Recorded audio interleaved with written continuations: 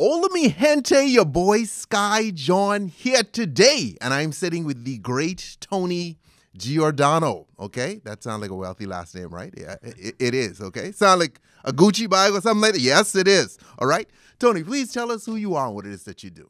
My name is Tony Giordano, and I'm in real estate as well as a speaker, an author of books, and a coach for business professionals. But I've been in the real estate industry for about 20 years now. Okay, and it's worked out very well for you. It has worked out very well. There's been some life lessons in it, but it's worked out very well for sure. I have a few different ventures with my wife. So I started in this industry in 1998 at 20 years old as a mortgage broker. Okay. And I had a very successful career for that 7 or 8 year run. Way too much money in my early 20s because everything was that fake housing market that would come crashing down in 08. In 2008, it all came crashing down, and I came crashing with it. Lost everything. Really? Millions, houses, boats, everything, you name it, it was all gone. And it was a big life lesson because it was built on a house of cards, that entire economy, pretty much after September 11th. So after about trying to figure out how I was going to, rebound and reinvent myself, I was so fed up with mortgage and the lending industry that in 09, I switched to the sales side. Okay. Joined an office, started selling real estate instead of financing the real estate. And in some of the things that we'll learn today through what I did with technology and social media and video, my business exploded as a real estate agent. And the rest is history. I became a national speaker. People started asking me if I could coach them on how I was doing it. So let me take you back in time for a second. You just spoke about how you lost everything in 2008. And that sounds pretty interesting. What happened? The fake housing market happened. So I was 20 years old. I started being a mortgage broker in 1998, going into 1999, make way too much money at 21 years old. I mean, it's just insane. Like what were you making? And I didn't come from wealth. I didn't come from business savvy parents. I didn't know what credit reports were and the importance of a FICO score. So I just wanted to be a firefighter. So I needed to save up enough money to put myself through the 4-month California Fire Academy. So I start selling loans, and I was good at it. And I made in that first 9 months of my rookie year in 1999, $72,000. Had a nice car for the first time in my life, had a 2-bedroom condo. And then what happened is I go to the 4-month academy because I saved up enough money, graduate, get picked up as a reserve firefighter, go back to the mortgage company for the days that I'm not at the station. I'm a loan officer. And in 2000, I make $180,000. In 2001, seasoned real estate agents and mortgage brokers started saying, hey, savor the flavor, kid. This isn't going to last. And I go, what do you mean? You're not going to make this much in 2001. And I go, why? Because a shift is coming. Housing correction. Every 10 or so years, a recession comes and real estate flattens and goes down. 1960, 1970, 1980, 1991. And I was like, oh, good. Thank goodness I have the fire department, right? Because they're scaring the crap out of me at this point. But it didn't go down, did it? No. Because 2 planes went into the towers, and that's what was the birth of the fake housing market. And the American dream was reborn. Go buy a house, forget about the terrorist attack. Then 3 years later, don't think about the wars or anything that's going on in the world. Go, here's a home equity line of credit. Here's another 25% value increase to your property. Go buy a plasma screen for every bedroom and a boat. And that was what that whole house of cards economy was built off of. So when people realized it should have shifted in 01, it didn't. It went through the roof more than it ever has in history. Then it came crashing down. So everybody was built on leverage. My entire empire, multi-million-dollar empire, was leveraged. Everything had a bank loan on it. All the houses had a bank loan on it. My cars had a bank loan on it. Boats had a bank loan on it. And I was just spending. And there's a lot of factors that had happened in that leading up to 07 and 08. But, I went through a divorce and, so I was starting to slow down and see like things were happening, but I was too immature to do anything about it. And I'm barely 29 at this point. And look at what I had built.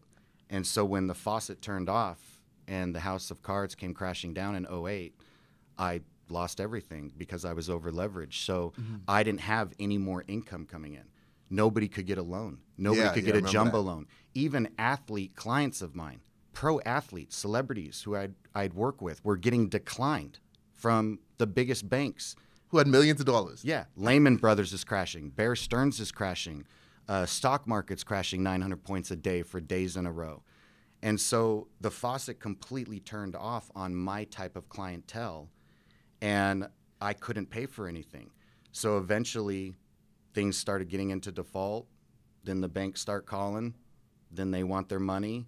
And I just had to let everything go. And I had 19 foreclosures on my credit. God damn, Tony.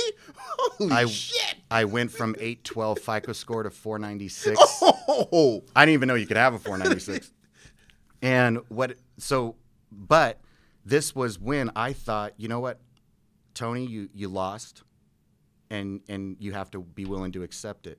And so it was before I found out that people who were also in my position started playing the game back to the economy and the banks. And what people were doing, if you remember, is they were not paying their mortgage for months, but still taking the rental income from their tenants. Uh-huh.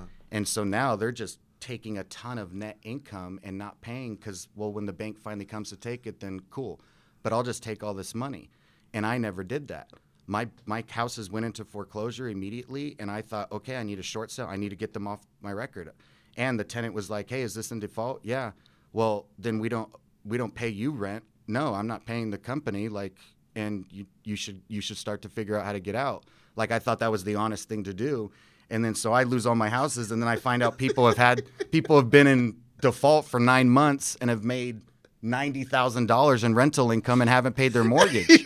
You know, and that would have been great for me, but I didn't do that. I thought, no, you were honest. You were honest, and I'm glad I didn't, because I just would have felt dirty. Anyways, as well as I had a 2-year head start. So when I rebounded and I rebuilt everything I lost, and I started doing well again, and I digged out of the crash, I was already that much longer from those foreclosures. So it was easy for an attorney to clean up my credit and get rid of things, because I didn't allow that to go on for so long. I just let them go immediately and said, here's the keys. Sorry, I can't pay it.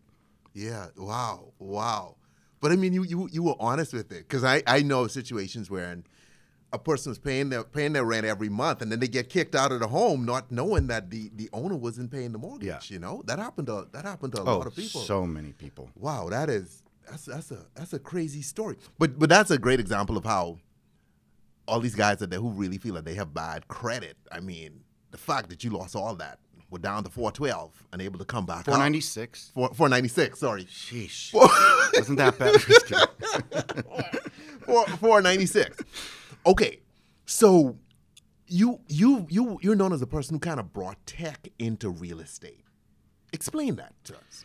So what happened was I got so fed up with lending, I'm like, I'm done. And in 2006, when for a lot of people who watch TV and real estate shows on TV, there's the show $1 Million Listing, Bravo TV. And one of the stars of the show for season 1 as a rookie was Madison, a good friend of mine in Malibu. And I was still a loan guy. Life is good. 2006, that's like one of the best years ever in that fake housing market. Yeah. So I was on the show as his mortgage guy, like his loan guy, like Madison's loan referral guy. And then 07, the crash comes.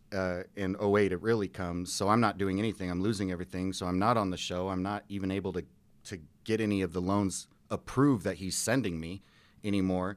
So in 09, I got so fed up that I called Madison. I said, hey, man, I'm switching to your side. I'm done. I can't do lending anymore. I've lost my passion for it. And so he said, great. I'll introduce you to my manager. So I joined his office in October of 2009. And I had to figure out, okay, I have no money. I've lost everything.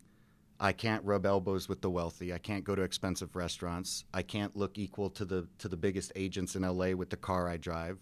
I can't go to the same charity events. How am I going to do this? You know, you don't really go door knocking in Beverly Hills or Malibu, right? Yeah. And I have a beat up truck. Like, I'm going to even be able to roll around Rodeo Drive to go door knocking in Beverly Hills. I'll get pulled over for Beverly Hills Police Department. Like, why are you driving through here? So what am I going to do? So I started Googling the biggest luxury agents in the United States, like in other urban markets as well as LA.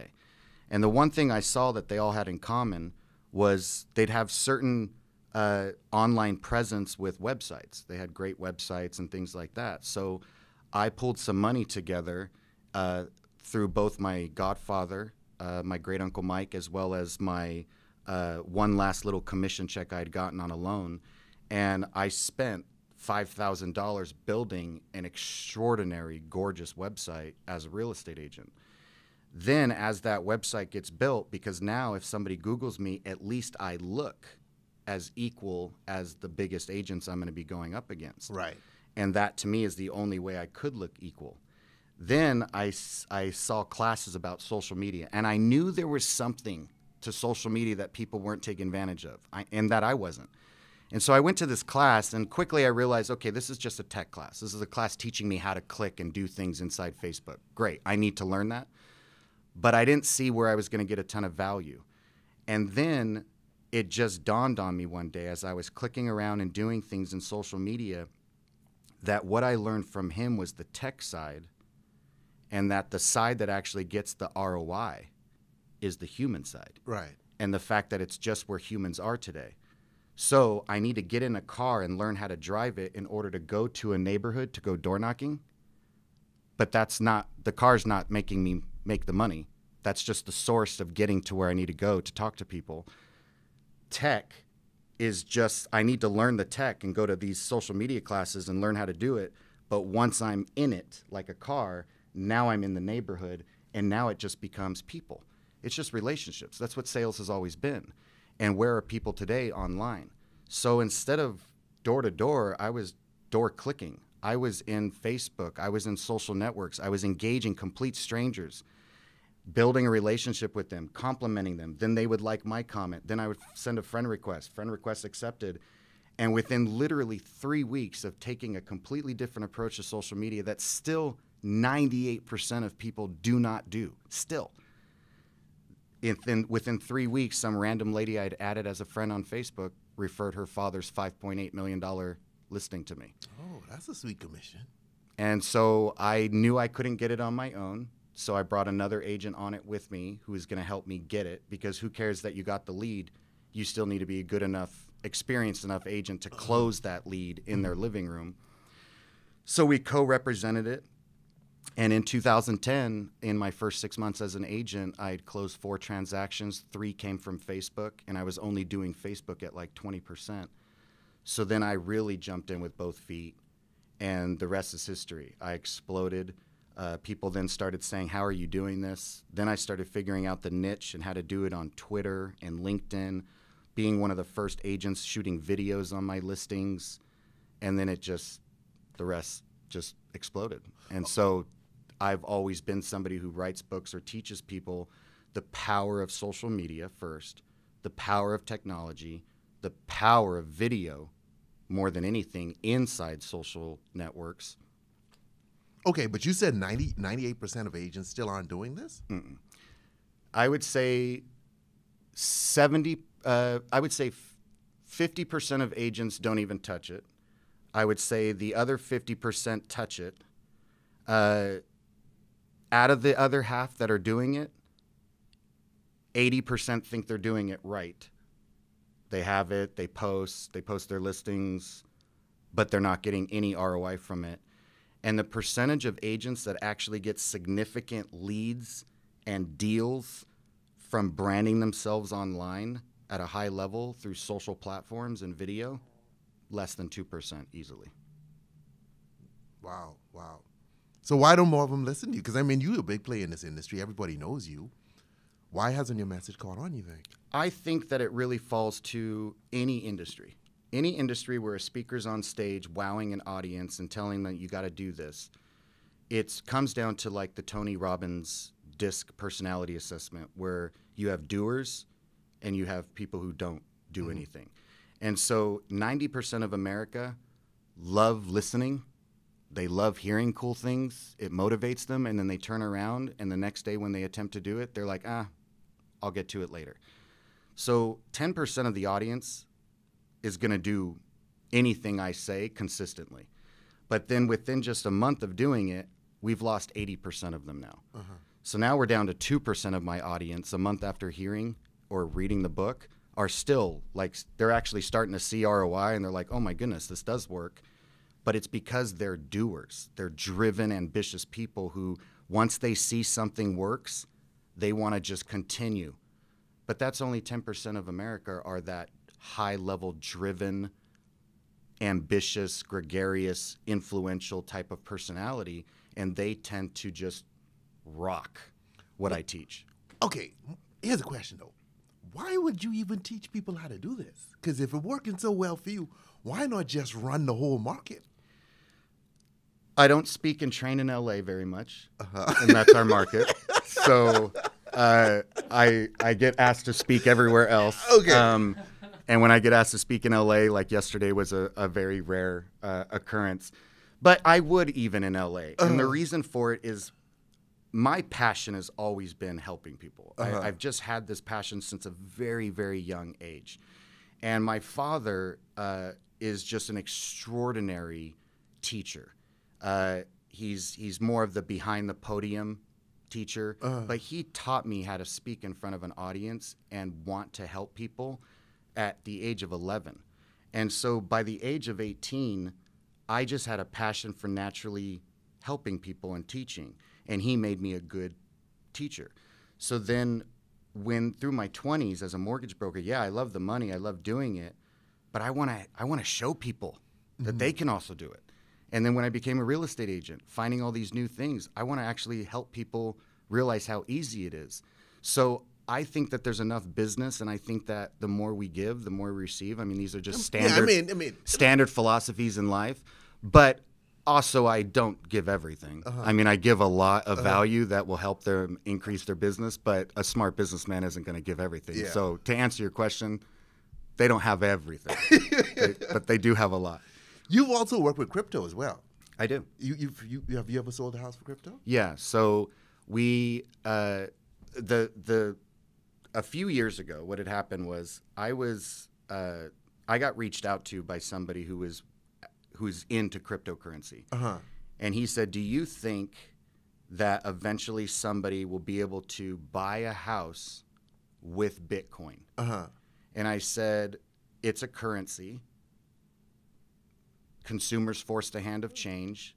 When people embrace something, it seems to find its way in any industry. And why couldn't it? I don't know what factors are going to be involved, but who knows?" When this person reached out to me, I had no idea what cryptocurrency was or Bitcoin. I was just going with the flow, trying to seem like I knew what I was talking about. And this is years ago. So after I was done talking to this guy at this conference, I immediately, as he walked away even, I grabbed my phone and I Googled what the heck is cryptocurrency. And this is back like 2014 or something like that. Oh, this is the early days. Yeah. So, and Bitcoin was like $100 for a Bitcoin and stuff like that. And then it'd go up to 600 and then it'd crash. And so I started watching videos on it. I started reading articles on it, learning it, understanding it. I was YouTubing it.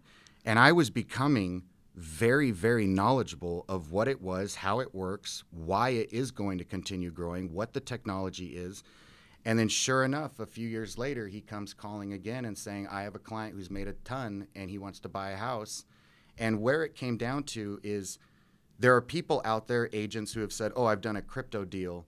And then when I look at it, I go, "No, that's not considered a crypto deal. A crypto deal that you think happened was you had somebody make a lot of money in Bitcoin, they transferred it to US dollar, and then they bought the house." Right. That's not a crypto deal. A crypto deal is they're going to move Bitcoin into a third-party wallet, escrow of some sort. The seller of this house is willing to have that Bitcoin transferred to his Bitcoin wallet and take Bitcoin as his form of currency on the sale of that house. We have handled that. And now a lot of people actually, not a lot, but quite a few people, this is not something that's just happened in LA. Remember, it's a currency. And whether or not you think humans gave gold their value, or it is valuable, see, because gold isn't valuable unless we give it a value. Yeah, yeah. People are giving the same aspect to cryptocurrency. So if you have Earth mountains, right? We have mountains on Earth that we mine to find these rare pieces of metal, and we give it a value. And now it's what backs currency. In the internet, you have digital mountains, and these miners go in and mine inside these digital mountains in the internet to find these cryptic numbers that are so hard to find that just because of the effort it takes to mine the mountain to find that metal is just because you spent so much money, energy, and time to even get in and find this, it's valuable. Yeah. And it started in 2009. Like, this has not been around just since 2014 or 15. So what people need to understand is it's a currency, and a currency is simply what two human beings are willing to give a value to sell, buy, trade a product or a service. Yeah. That's it. So, and you can't even say our U.S. currency is valuable because we don't even have enough gold to back it up of the $22 trillion deficit. So remember what it is. It's currency. Now, that being said, we as real estate agents have no factor in what form of currency our client wants to take for his paid off house. Yeah, if they have a mortgage, the mortgage isn't going to take Bitcoin. Yeah, because the bank will be like, exactly. No, so these are people who have paid off houses. If I list a $3 million house in LA right now, and my client owns it free and clear and says, Tony, I'm going to pay you your commission in dollar, and I'm going to pay escrow and title and everything and the fees in dollar, but I will only accept $3 million worth of marshmallows. Mm-hmm. Excuse me? I want marshmallows as my form of currency. I'm going to have to go find him somebody who wants to give him $3 million worth of marshmallows. And when they do give him the marshmallows, I have no liability on that. That was his decision. Just like in a 1031 exchange, you're saying, I want my form of currency to be another house, and we're trading commercial real estate or investment properties. I'm using that house as my form of currency, not dollars.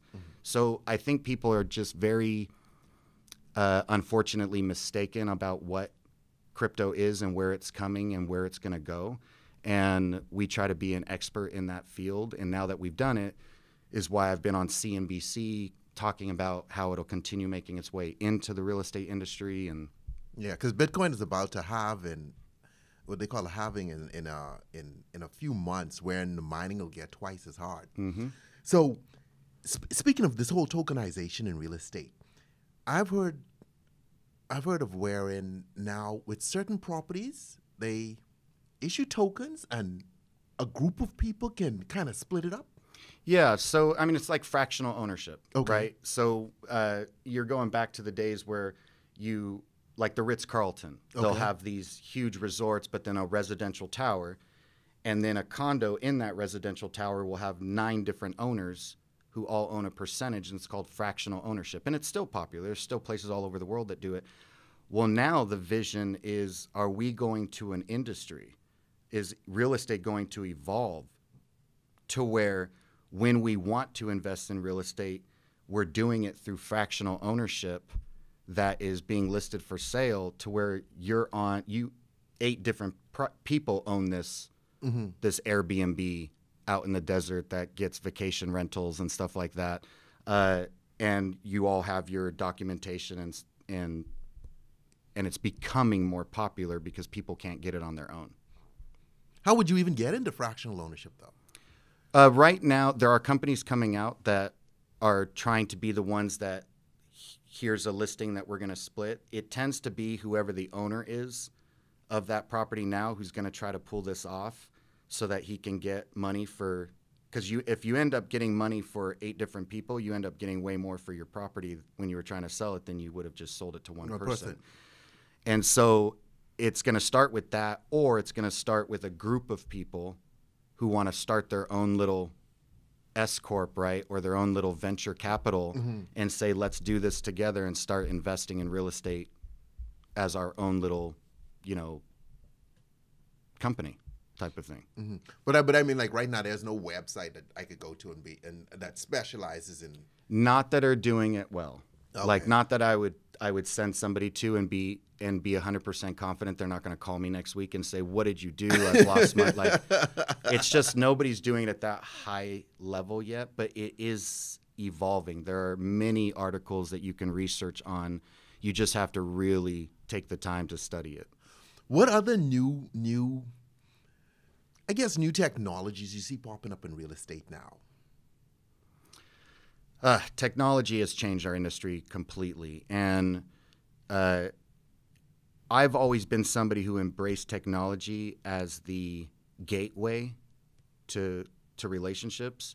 And now I think that real estate companies are not understanding what embracing technology means. First, they're all coming out with their own technology. They're all calling themselves technology companies instead of the fact that we're real estate companies that sell houses.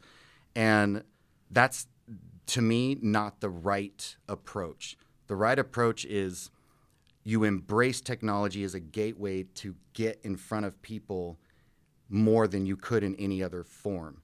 And so what's happening is this whole evolution is where technology is allowing buyers and sellers to find each other in the things like the Zillow effect or Open Door and the new evolution of what's called iBuyers. And iBuyers are where Zillow and these huge organizations are actually the ones buying the property now from the seller and then turning around and selling it. So Zillow is considered an iBuyer.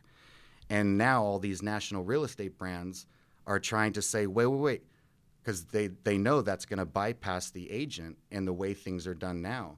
So then what they do is they turn around and try to convince their agents, no, we want to fight that. So we want to prevent this. You're not going to prevent it. It's done. It's over. It's Zillow. They're not going anywhere. So they're buying and selling. They are, Zillow, yeah. and all these companies, all the big ones. So what's happening now is now the national real estate brands want to survive. And they know, okay, we have to try to put technology in front of our agents to where they think we can all come together to control the data or fight these giants from changing our industry. No, it's impossible. First of all, control the data. In the next few years, data will be in the hands of anybody who wants it. And we can't control the data. And the reason we can't control the data is we're not the ones giving our clients data out.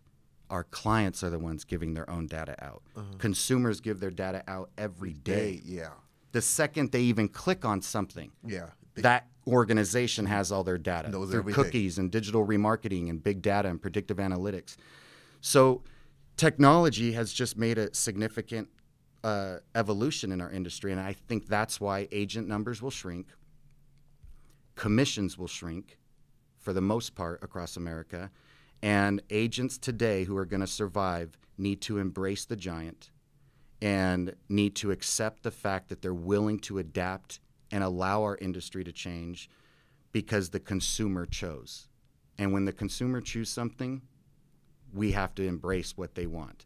And so to answer your question about tech and real estate, that's what's happening. You know, and that's what's going to be the future of our real estate is we're going to become more of a digitized industry. Tony, why would someone take something as volatile as Bitcoin in exchange for a house? Because the minute you sign the papers, Bitcoin already diving. You know, this thing it's like a snake almost, up and down. Why would they do that? Well, I have a few different things I would want to say to that. First, just like the gold rush, it's a crypto rush. So there's no limit to where crypto can go right now. True. Even Bitcoin. And Bitcoin would be your platinum, technically. Ethereum would be your gold. Litecoin would be your silver, right? It kind of goes down in value per different type of crypto. But if we're in a gold rush type of thing and there's people who have said and shown why it can, that Bitcoin in 2 years from now, 3 years from now, could be a $250,000 coin. That's true. Very true. And so they're looking at it like the long term. Like, yes, it's a day-to-day, very volatile investment if you're holding on to that currency. But most of these people over time have made so much money in the investment that when they go to buy something that's more of a stable investment, like real estate, using Bitcoin, they're just buying the real estate to hold on to it because they want something not as volatile. And now I can use all of these massive profits that I made in this volatile currency to buy this asset that's more stable. Now they've bought it. Now whether or not they still have leftovers to go up and down, that's up to them. And then they're giving the person who's willing to take Bitcoin. So this person who has this stable asset is like, oh, you want me to take a very volatile asset in replace of my very stable asset? But I do understand crypto. That's why I'm willing to do this. And I have the ability to start moving it back to US dollar over time, but it's probably going to take a little while to move that much. Well, in that case, buyer of Bitcoin says, I'll give you $500,000 more for your house. Okay, I'm in. I'll give you $750,000 more for your house. And you have two things can happen. It tanks and you're still around the 3 million mark when you finally have moved it, or it goes down a little bit more and then you just sit it out and then it's back up again, or you're going to end up walking away with $750,000 extra dollars for your house when it hasn't been able to sell for a year because of it being unique. And now I came and gave you even more. And those situations are happening too. So we just have to understand that. I always want people to understand there's two forms of every currency. There's the investment side of it, where you're holding and just watching it go up and down, or you're using it for a shorter period of time, and hopefully you have enough padding to ride that market and invest in different assets. But crypto, it's finding its way in everything, not just real estate. And the technology behind crypto, that's the real moneymaker, which is blockchain, has already now gone away from crypto. And blockchain is now finding its way into so many different governments and organizations not even tied to cryptocurrency, just for the fact that it's some of the most advanced technology on the face of the planet. The security behind the blockchain technology is doing record and data keeping of organizations and governments now. We do feel that probably, I don't think it's going to happen in the next 5 years, but the future of real estate and the future of a transaction, it will be a digitized transaction. I would say it's probably going to take 10 to 15 years. There are people out there that think it could take 20 years or things like that. I think it could easily be done in 10 years because it evolves so quickly that I think eventually the entire real estate transaction from start to finish will be completely digitized. I don't know why we can't vote on the blockchain. You know, why I have to leave home? I believe we will. I know, in time. It won't be question. today or tomorrow, but in time, I could see Americans, and that'll make more people active, because if all you have to do is click a button at home, you know, then I'm more inclined to vote. Okay, so let's go back to something you just said. You just said that real estate market back in 2008, when everyone crashed, everybody lost their house, half of Florida was on the streets.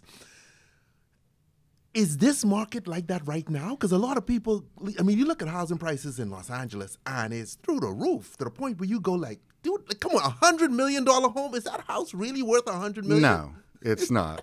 I mean, maybe somebody will buy it, whether or not it was worth it. But do billionaires have the ability to buy something that is completely overpriced just to say they bought it?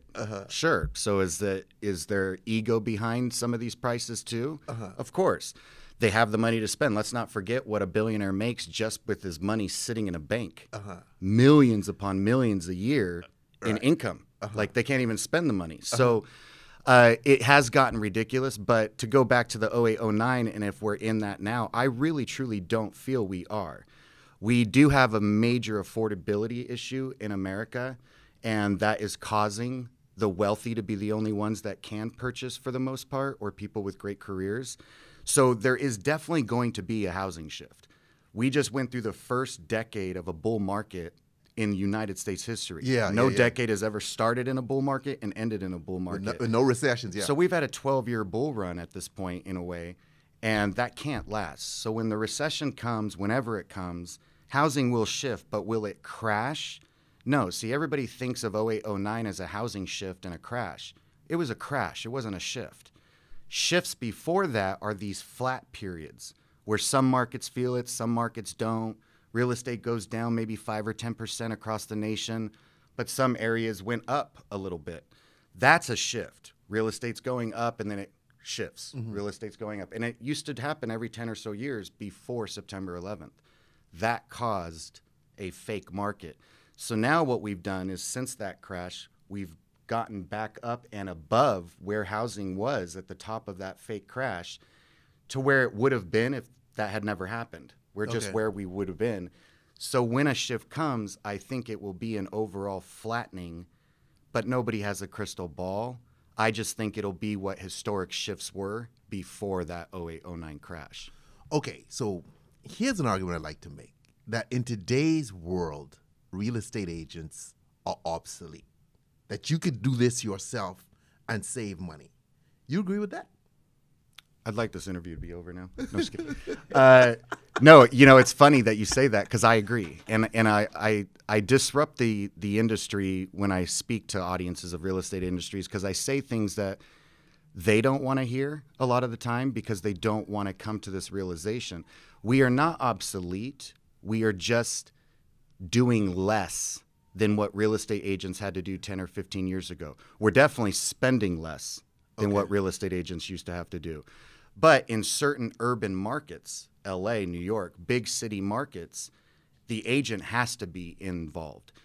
What they do is what's changing. But in areas where technology is starting to make where access to information, a buyer and seller can find each other themselves, come to terms on price, and then just say, well, now it doesn't need to be marketed.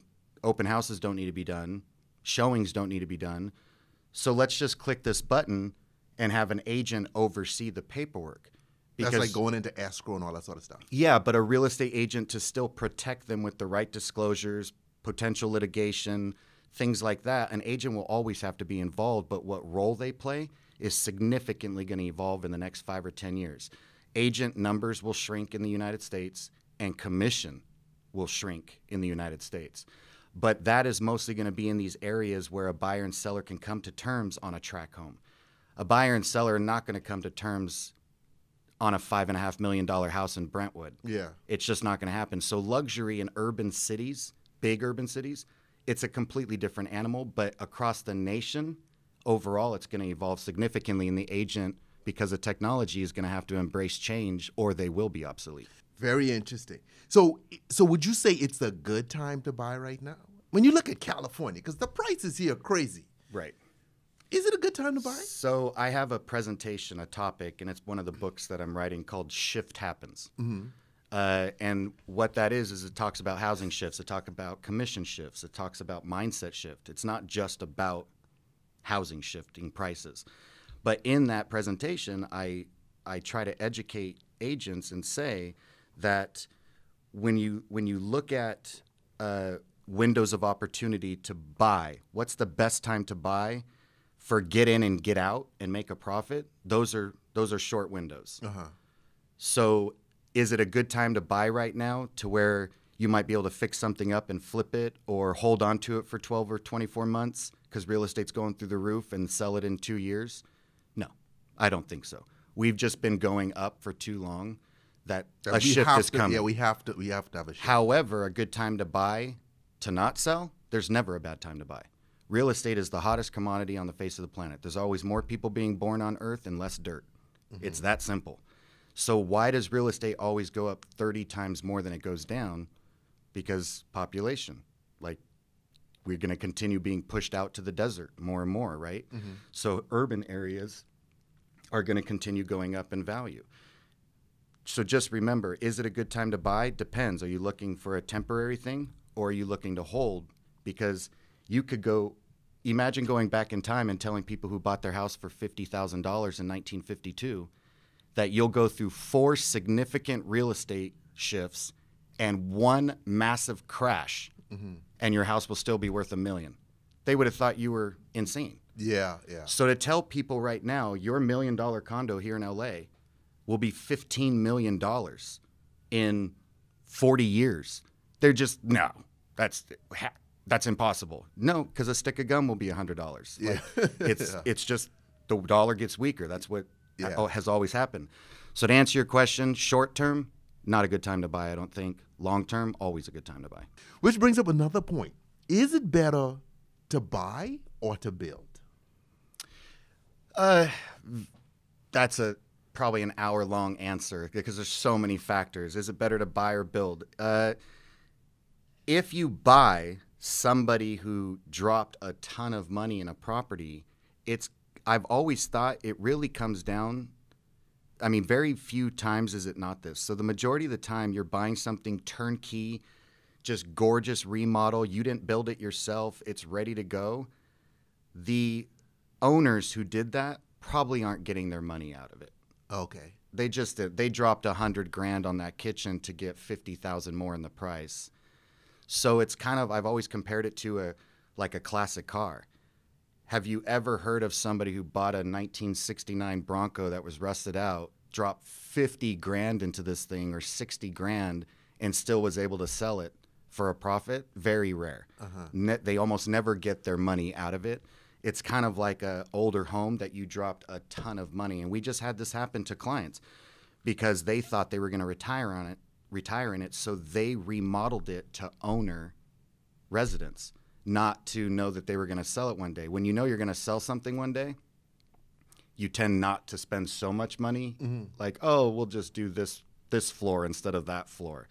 But they thought they were going to retire in it. So they spent an insane amount of money. Life changes. They're not going to retire in it. They put it on the market. And the whole time we were trying to sell it, yeah, but Tony, that floor is, I know. Yeah, but Tony, I know. But you're not going to get your money for it. Trust me. They're just going to score it. If you build, then you did it all at that one point, and that's where it's going to determine, are you connected? Are you building a house without knowing who the contractors are? Do you have a connection where you get discounts? Is your friend an interior designer? Or are you just, I'm moving here, I don't know anybody, and I want to build a home? Then I would actually probably highly recommend just buying a house that's ready to move in because they did it all for you.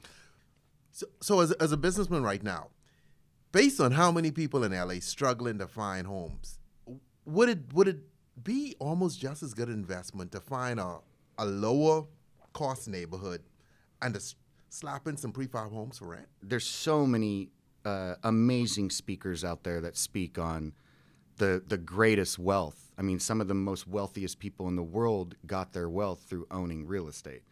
So if you're in an urban market where the return for leasing does not cover the mortgage, it's actually you're losing money every month for something like this area, then you have to figure out other areas to go. Does it have to be prefab? No. There are so many areas through Nevada, Arizona, Michigan, where you hear people are able to buy these really old houses that need a lot of work in bad areas that are up and coming and are still able to get these houses and then cover the entire mortgage payment, taxes, and insurance, 30-year fixed at these insane low rates. See, that's another factor of what makes a market strong is these rates are incredibly low. And that, like, people thought interest rates would never be lower than 6%, and people are getting 3% interest rates. And then there's people who are like, oh, it can't go any lower. You said that when it was 6%. The UK went to negative interest rates. People actually got a check from their bank for their mortgage that month. And you think that can't happen here? You don't think we can go to 2 or 1? Like, we don't know. So with interest rates being so low, the fact that you can go and buy some rental properties in areas where you can still get a house for $100,000, knowing that eventually that person is going to pay off your house and pay off that mortgage, and you're still getting rental income. Rental income is one of the greatest assets people can have in creating that wealth and knowing that your asset is also going up in value. So you're looking at millennials right now. It's unlikely many of them will be able to buy a home anytime soon. People staying at home longer, living with the parents. And I saw in San Francisco something recently wherein, you know these new companies, they call them pods now, wherein you have a bunk bed, so to speak, in shared living space with a bunch of other millennials. Not everyone is a millennial either. I mean, all kinds of ages in there. Like that's a new thing, and it's affordable. How do you get into doing something like that? Because I mean, that's something that if you built out, people would rent. How do you make something like that happen? It's really the builders. So yeah, if you build it yourself, then you're going to benefit greatly from it. Or if you're just trying to get into that piece of business, then most of these people who are building these similar types of living situations that you're talking to, the builder has what's called their sales or their sales staff. So if you want to get into that because you know it's going to continue getting more popular, you want to reach out to builders who are doing it and say, I'd like to be on your sales staff to represent these people coming in who are buying or all going to share these buildings and lease. Otherwise, if you want to benefit the most, you're going to have to build it. You're going to have to do it yourself. I mean, but renting something like that just seems so weird because it's not a true apartment per se. These are like, it's really a shared space. So would you need like a special permit for something like that? Yeah, it's gonna have to fall under certain zoning in LA, multifamily and everything. You're not gonna be able to do that in a residential neighborhood without question. But you're just gonna have to take the time to understand, okay, where can we build this? Where is it allowed? And what are the liabilities? What are the disclosures? Kind of like a condominium association has their CC&Rs. You're going to have all of that. It's all going to have to be agreed on from everybody who's in these shared spaces. I don't think it's really going to go to a level where it's a significant percentage of homes or that area, but it is a new evolution. So sure, I mean, it's already been being done. To go back to the fact that millennials or the new generation is paying what you had said, these astronomical rents and stuff, and they're not buying. They are buying across America on average, but we only see our market where we live. Okay. So here, of course not. Yeah. And it's not because they can't afford the mortgage, it's because they can't afford the down. So if housing, let's say a cookie cutter track house in Brentwood or Westwood or Culver City is 1.5 million, right? And we don't have any more of that fake housing market financing that we had in 2004, which is 100% loan to value, no down payment, stated income, 680 FICO score, right? Where they can just go into the mortgage payment like rent. Then where are you coming up with the 20% down? Where are you coming up with at least 10% down? So they have great careers. The young generation might be able to afford what a mortgage payment would be on a $1.2 million mortgage, but they can't put the $300,000 down because they haven't saved up enough money. So they're paying these astronomical lease amounts, which are actually holding them back from saving up enough money to eventually buy. So it's a catch-22. But it's not that the new generation doesn't want to buy or they don't look at homeownership the same way. It's because in a lot of areas, especially the 20th big cities in America, that's where they can't, for the most part, buy. And that's where the general media talk about those big urban areas. But I speak somewhere in America almost every week. And in some of the most smallest town areas to some of the biggest urban markets. And once I start getting out of big urban markets, because I ask questions to the audience, I say, what's the homeownership age group? Like who's buying homes? And it falls significantly. But if I was to ask that question to an audience here in LA or Manhattan, New York, besides trust fund babies, they're going to say over the age of 30 or on average. Yeah. But in outside suburban area, 24-year-olds are buying houses. 22-year-olds are buying their first condo. Yeah, okay. All right. But it all talks about that down payment, right? And even if we're going to a rental industry, meaning it's going to become less and less people who own homes, the home still has to be owned by someone. So there's no such thing as a house that's rented out by the city, for the most part. There's situations, but for the most part. So when you think about that, no matter what, somebody has to own the home, and who's the agent that represented that person to buy it, to then rent it out to the millennials. So it's a matter of also who are your clients? Because 10 years ago, 17 different people could have bought 17 different homes, and 17 different agents could have represented those transactions. And now most of those people can't afford it because they don't have a down. But who has the client who can buy those 17 houses and rent them out? And now that agent is the one that's being able to do all these transactions because he has that client. So I really try to push agents. You got to make sure you're going after people who can actually afford to invest in real estate because it's going to continue shifting. We're very a very small percentage of people can actually buy, and that means if you don't have that client, you're not going to have any business.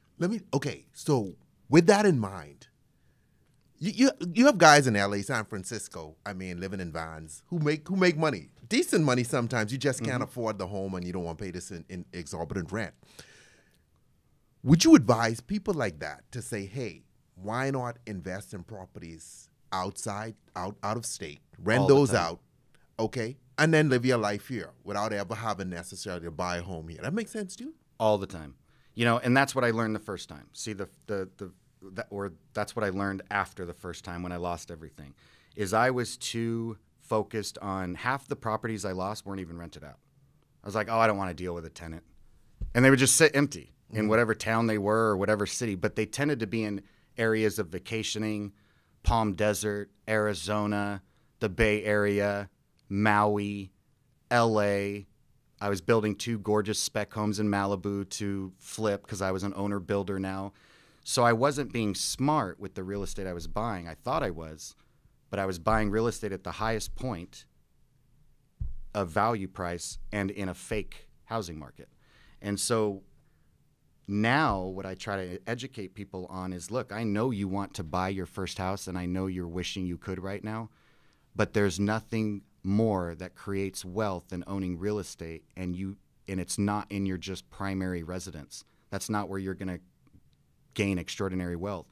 It's use outside areas. Buy $200,000 houses in the middle of the desert somewhere outside of Phoenix, Arizona, or Detroit, Michigan, knowing eventually more people, less dirt. Detroit needs to make that area really nice now. Push them even further out, make that area a nice neighborhood now. And now before you know it, your values have all gone up $100,000 on each of them, and your renters have already paid off half of your mortgage.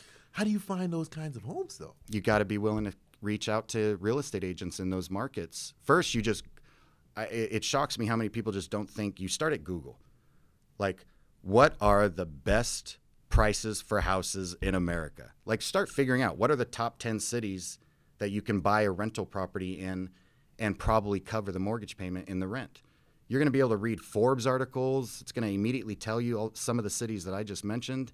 So now you reach out to real estate agents in those cities and say, I'm thinking about investing, and do you handle that? And do you know that area? And then your agent starts working for you.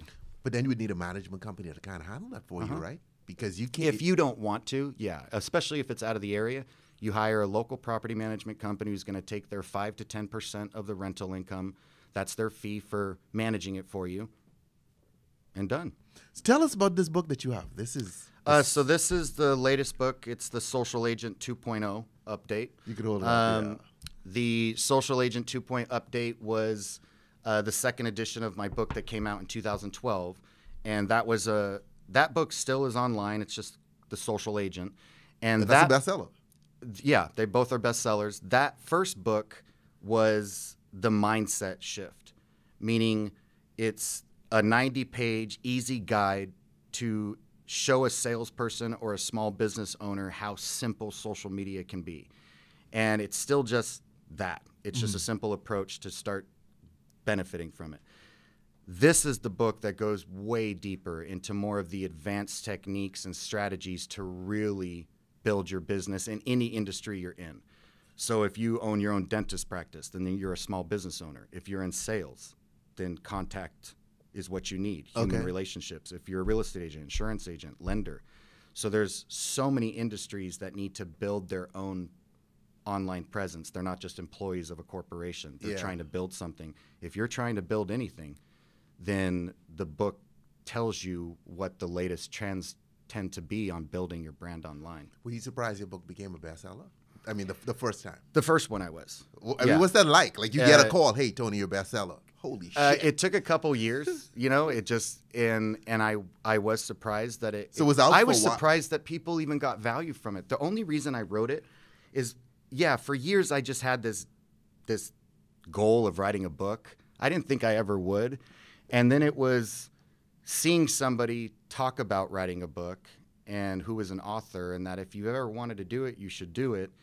And then it was somebody who was in my life at the time, this guy who always kind of doubted like me and what I could do. And he said, you can't write a book. And I was like, you doubting me again? Like, thank you.